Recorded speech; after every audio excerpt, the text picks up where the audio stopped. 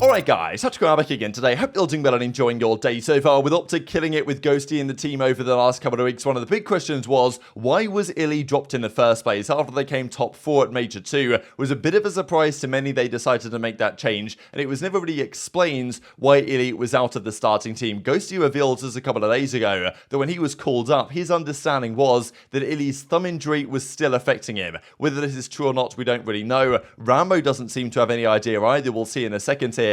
And does this affect his chances on getting back on a team for next season? Very much intrigued your thoughts in the comments below. Hit the like button if you enjoy. Subscribe if you're new as always. I would greatly appreciate it. Plenty to discuss. Firstly, this kind of big news actually, with Activision Blizzard settling a lawsuit which effectively prevented them from having a salary cap. So you guys might remember back in the Modern Warfare days, they had a salary cap of something like $1.5 million per team. You weren't allowed to spend more than that on your coaches and players combined, and it wasn't really affecting too many teams. But I believe that maybe teams like OpTic trying to pay Scump's wages were trying to find a way around that cap so they could pay Scump a bit more than, maybe he could have had otherwise, so that they, pay him a bit for content and stuff, but it's really kind of salary stuff. It's, maybe they found a way around it. However, this was actually illegal and not allowed. Like, it's not against the law to do this without, agreeing Activision with some sort of players' union, because there's no players' union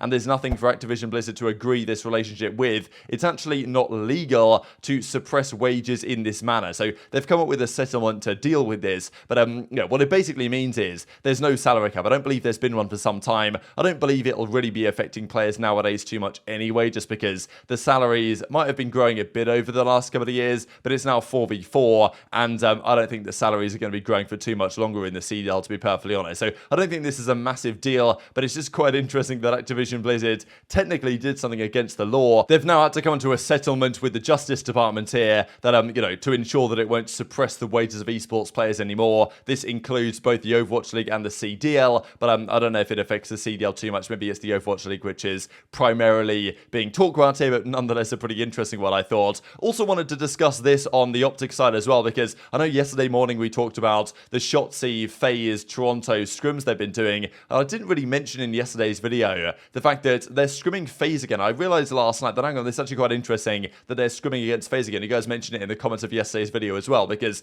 for some time, OpTic didn't really practice against FaZe. This was certainly the case when Ghosty joined the team. I remember him saying actually in an interview, or maybe it was on the Scump watch party, came on, and he said that he was most surprised when he joined the team, and the guys told him, yeah, we don't scrim FaZe. And it's very interesting that now they are scrimming FaZe. Maybe because they don't get good competition from other teams. Maybe it's possible, right? If they're smoking the other teams day after day, maybe they want to scrim a team that actually gives them a fight. But, apparently they also don't really scrim against Thieves nowadays, or very often either, is what Shotzzy was also saying it. So whether that's like an internet-related thing, but for some time, OpTic said that they didn't scrim FaZe because the internet was bad, and when they scrimmed FaZe on, like, their host, then they would fry. When they scrimmed on FaZe's host, FaZe would fry. But I never really bought that argument, to be honest, and it seems like they do scrim them nowadays anyway. But it must be said that their results against FaZe the last, this last couple of years, when they haven't been practicing against them at all, have been very good. And my theory was that they weren't practicing against FaZe because they felt like they were the chief competitors to try and beat, and therefore, you don't want to give away anything you can in practice behind the scenes. And it does seem like not scrimming against FaZe for the last couple of years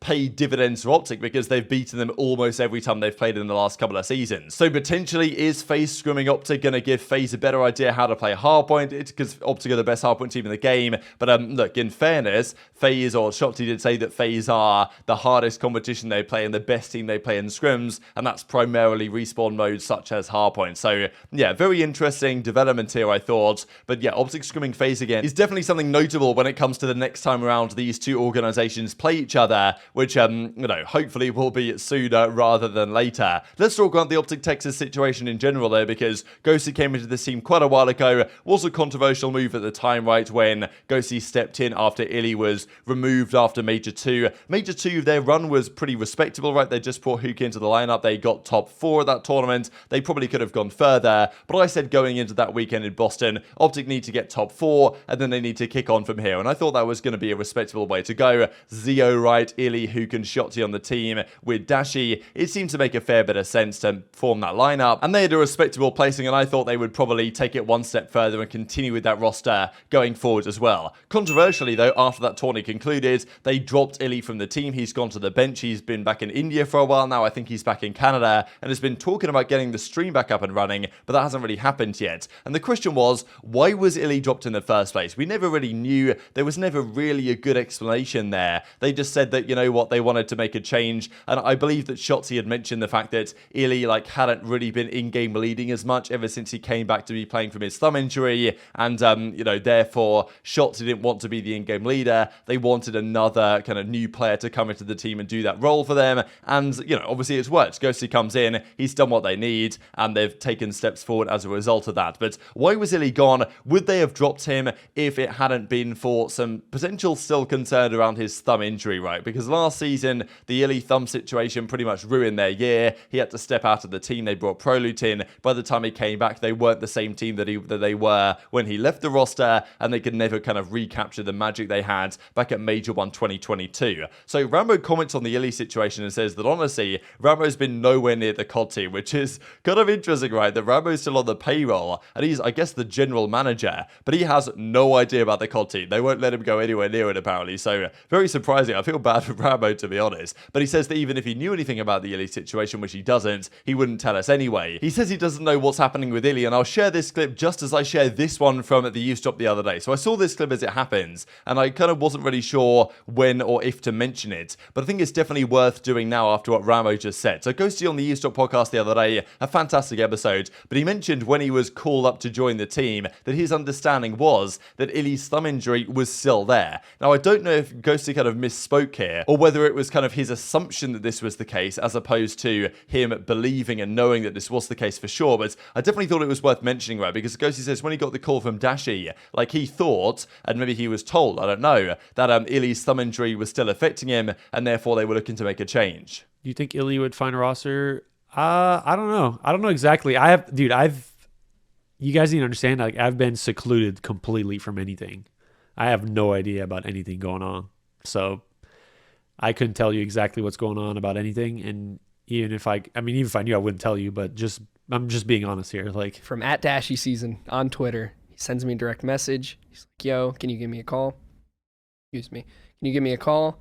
Did you know then, like, immediately? You're like, no. Why else? I thought it was going to be a sub spot, because I knew with Seth retiring and like Ender still having his thumb injury that maybe OpTic would want a sub that could actually fill Ender's role properly and not be Seth who's retired and like only ran flex for a month. Like it is what it is. So I was initially thinking that I was just going to be a sub. Blah, blah, blah. 5 minutes in, I'm like, I asked him, I'm like, yo, so like, this is like for a sub spot, right? He's like, oh, hell no, you're starting. I'm like, huh? My like heart sank. I was like, starting, OpTic, rookie, like first season, OpTic, really? And I was like, this is crazy. Like, I don't even know what else to say. He was like, don't tell anyone. Like, I literally couldn't tell anyone. Like, I couldn't even tell my roommates. Like, wow, I was so like, happy. I was like, listen, just know we're all good. Everything's great. I was just geeking. Who were your roommates at the time? My roommates, they're called David, Tony, and Jonathan. Okay. They're just like my college roommates. Okay, gotcha. They're pretty cool. Okay. Very nice. There are 3 acting majors, though, so cool. They sing and act in my house a lot when I play, so it is a little loud at times. So if you hear some something going on in the background, that was them. It's them. Yeah. All right, so continue. And then the next day, you texted me, and then I knew it was for real. I called you from this office right here. So what do you guys think about this, right? Was it just Ghosty's like perception that when he was called up and they wanted to make a change for iLLeY that, oh, iLLeY must be injured again, that's why they want to drop him? Or was he told this, right? Or is this legitimate in the first place? Because fundamentally, iLLeY had this thumb injury last season. It seemed to get better, but we know even at Champs last year, I think it was at Champs last year, Scump revealed that iLLeY was telling them, like, they were playing, Thieves or something in a series, and iLLeY told them after map 2 that, like, yeah, my thumb's still really stiff, guys. It's really tough to play right now. And that probably completely mentally checked out the entire team, to be honest. But, Scump did mention that happens, and iLLeY, even after coming back from his injury, was still experiencing problems with it at the end of last season. Then the entire off-season, we didn't really hear anything about iLLeY. We didn't hear that he was having any surgery. We didn't hear what was going on, and he just came back to the new season, and the assumption was, okay, he must be fixed and it's all good now. There was some drama as well last year, right, where iLLeY was kind of spotted playing on a burner account account, and the question was he just playing it because he loves to play COD and kind of hiding it from the team? Because even Scump was like, oh damn, when Ray finds about this or Rambo finds out about this, he's not going to be happy. So you know, I don't know if that was actually ever happening, or whether iLLeY is, because last year there was some rumors, right, that he was streaming and playing behind the scenes, and that wasn't necessarily helping his thumb. But then Rambo responded, I believe, and said that, well, the doctor gave him permission to do so. But I mean, yeah, it doesn't seem like iLLeY's thumb injury recovery was exactly, I mean, when it was happening last season, it was still affecting him at the end of the year. And then at the start of this season, iLLeY was still fine. He was still the player that he was, I suppose. But, you know, he wasn't spectacular by any means. He wasn't playing like he was at Major 1 last year, where he had the best tournament of his career, where they won it at the start of Vanguard. Like, he wasn't really playing like that. He was playing at a respectable level. Then Major 2 comes around and they bench him in kind of, you know, confusing circumstances in a way after a decent tournament run after their first tourney with Huke in the roster, and we never really got to know. So was there a thumb injury reoccurring? And if there is, then what does that mean for iLLeY's future, right? Because we know that it's very unlikely he's going to get on a team for the rest of this season, but next year iLLeY will want to get back in the league. We know that he kind of wants to get revenge and all this type of stuff, and it's been hinting at, you know, to that extent for some time, and you can't blame him. He's a competitor. He wants to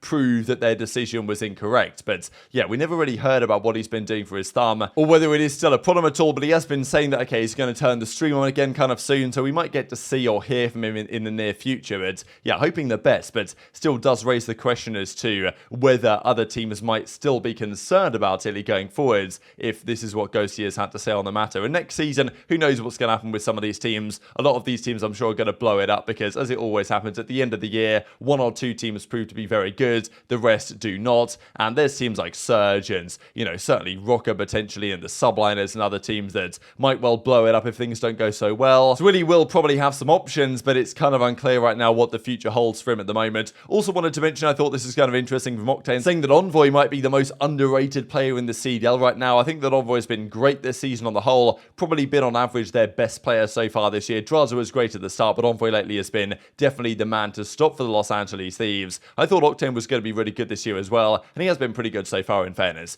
But yeah, going forward into the rest of Major 4, we'll see if Thieves can keep up what a very clean week it was for them. Also, Drazah, though, did manage to make the top 3 in terms of weekend performances. The 11-0 run he had on Embassy Search and Destroy, but Beans on Expo Control and JoeDeceives on that Fortress Harp would also make what the CDL say pretty much the standout performances of the entire weekends. One thing to mention as well before we close out the video, I thought was, you know, the reverse sweep is a great show. Aches is so much more like, you know, let's just say calm and rational maybe on the reverse sweep as opposed to the flank. But they were discussing at challenges playing on the scrim set schedule that the CDL has as well, because back in the day, all the players would go to work or to school or whatever, come home, and they would play their scrims in the evening from like, you know, 5, 6, 7 p.m. They would play at night, right? However, nowadays, they're playing on the CDL schedule, which is usually like, you know, 1 p.m., 3 p.m. type time where they play the scrims, because it's kind of like a normal job for the CDL guys now, because they actually get paid to play the game and it's their full-time job. Therefore, they are, you know, they're scrimming on that schedule. However, the challengers have decided to copy the Pro League scrim schedule. But, you know, Aches reckons it's just straight up stupid, because a lot of the challengers guys also have to do other things. As Paris says, you know, Gunsy works, he goes to college, he plays in the college COD League as well, and he plays challenges. But making that work around the schedule that the challengers have now is basically like impossible, right? And very few of these guys in challenges can maintain a kind of normal scrim schedule that the pros have with like a normal daily job, I suppose. During normal playing hours, a lot of them, you know, need to work or do school in the day and then would play scrims at night, just as the pros used to do, you know, a decade ago, let's say, when none of those guys were making full-time income at that point either. I think it was really just 2017, 2018, where the players really started being able to make a proper income off this and actually decided to move the scrims back to a more reasonable time. Some players like Doug and others can make an income making this work full-time, so they can do the scrims at the CDL schedule time, but a lot of them can't. So maybe something to think about there in terms of making the ecosystem slightly healthier. But very much enjoyed your thoughts on all this stuff in the comment section below. Hit the like button if you enjoyed, subscribe if you're new, take care, and I'll see you next time.